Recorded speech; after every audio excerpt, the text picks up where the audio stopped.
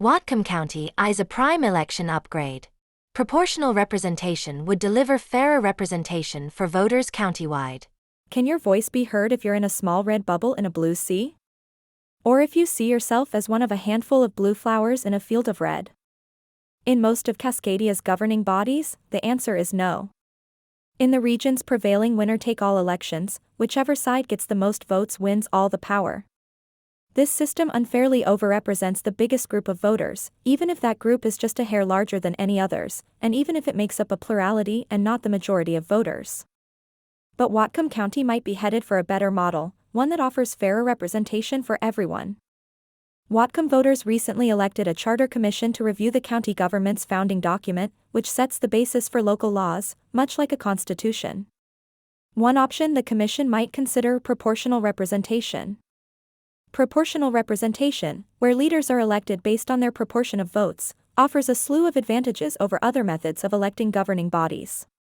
District lines disappear, so there's nothing for special interests to manipulate via gerrymandering. Elected leaders are more motivated to serve all their constituents, not just their base voters or those in their district. And voters enjoy a more stable government solving their problems from one term to the next, even as district-by-district views change and people move around. Whatcom County currently has 7 county councilors, 5 elected from single-member districts and 2 elected at large, county-wide. It's a system that has delivered a mix of representatives for now, balancing the often more conservative rural voices with the majority more liberal population based mostly around Bellingham.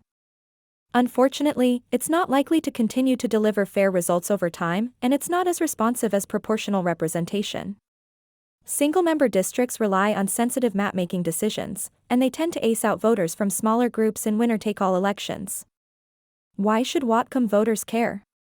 And why might the Charter Commission consider changes to the county's government and election systems? Below I take stock of the challenges that the current single-member districts and first-past-the-post voting system pose. As ideas progress, I'll chart out more specific opportunities the county may choose for fairer representation of all Whatcom voters, wherever they live. With single-member districts, the mapping lines define the government. To craft a representative governing body, mapmakers had to draw Whatcom County's 5 district boundaries carefully. Very carefully. Partisan vote distributions from the most recent presidential election illustrate this point. Across the county, 61% of voters chose Vice President Kamala Harris for president in 2024, and 36% chose Donald Trump.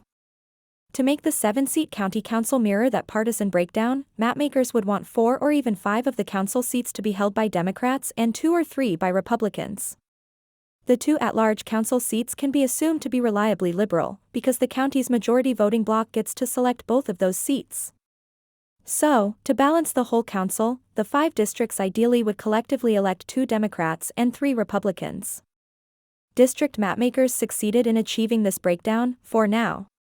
In Whatcom County results from the November 2024 election, Districts 1 and 2 are solidly blue, the precincts in those areas voted mostly Democratic. Voters in District 4 mostly chose Trump, and Districts 3 and 5 are mixed, they lean blue in national elections but tend to elect Republican-aligned local candidates. But the map-making team probably agonized a great deal over many options to get to these districts. Line drawing is important enough that 3 of the 8 subsections in the elections article of the current Whatcom County Charter specify districting requirements, mirroring Washington State's districting commission. Every 10 years the county council appoints a districting committee, with 2 Democrats, 2 Republicans, and a 5th chairman, which then works with a qualified districting master to draft a plan for council to adopt. If the charter didn't dictate the districting process so precisely or if its intention of neutrality failed, stakeholders from one faction or another could easily draw biased maps for their own gain, classic gerrymandering. Democrats currently have a backstop of the at-large seats, but even if they didn't, a Democrat-biased mapmaker could spread Bellingham's mostly liberal voters across current districts 1, 2, 3, and 5, ensuring a blue majority and restricting the most conservative areas in the county to a single district and thus a single seat. Republicans would have a harder time getting to majority if they took the mapmaker pen, but they could still find a way to unfairly boost their share of council seats. Even within this carefully defined process, the requirement to bring political parties into this process belies the nonpartisan nature of the county council, and the partisans involved try to avoid drawing competitive seats to ensure continuity for their preferred members.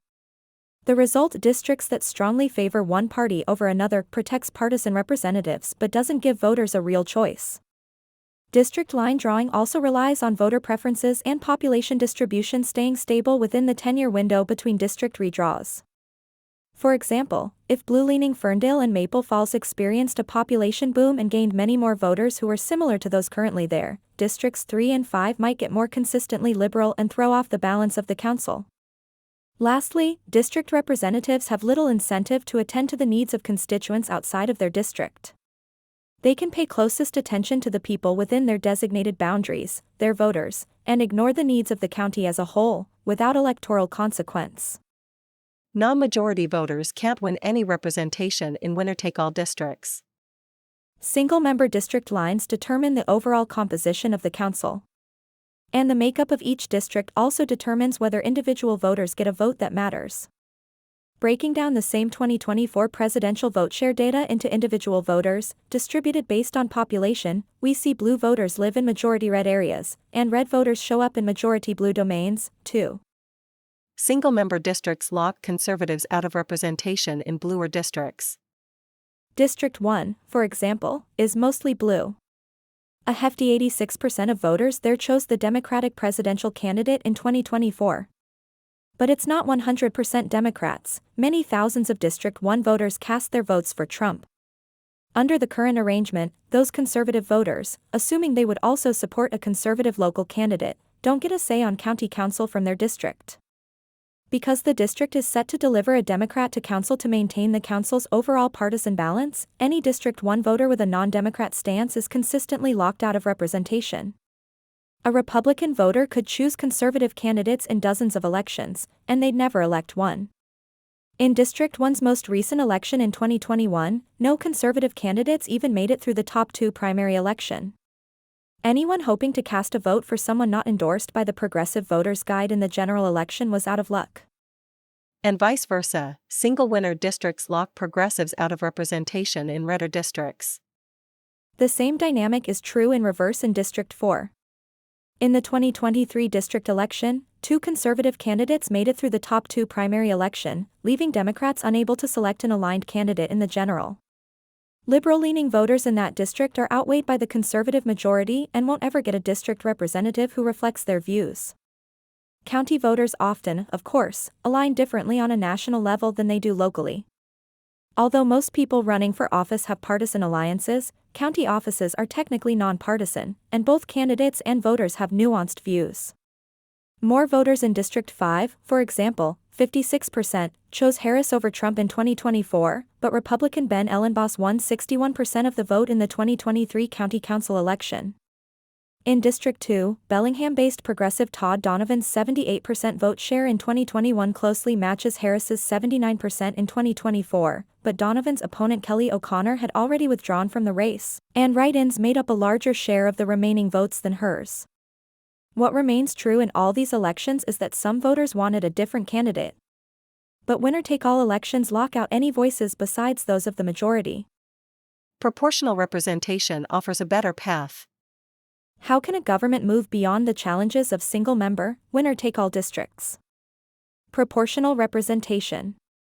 It's a system that's designed to elect representatives in proportion to their share of the vote, no map-making gymnastics or goofy-shaped districts required. Proportional representation comes in a variety of forms and flavors, which Sightline has researched extensively. The simplest model for Whatcom County would probably be maintaining the current size of county council and electing all 7 members at once through multi-winner ranked choice voting, which can be used in non-partisan races, unlike other forms of proportional representation. There are other potential models, too, like the combination Portland, Oregon, started using for its newly expanded city council, 4 districts with 3 members elected proportionally within each district. Whatcom County could have 2 or even 3 multi-member districts, keeping the council a similar size or slightly expanding it. Any form of proportional representation would improve on the current arrangement.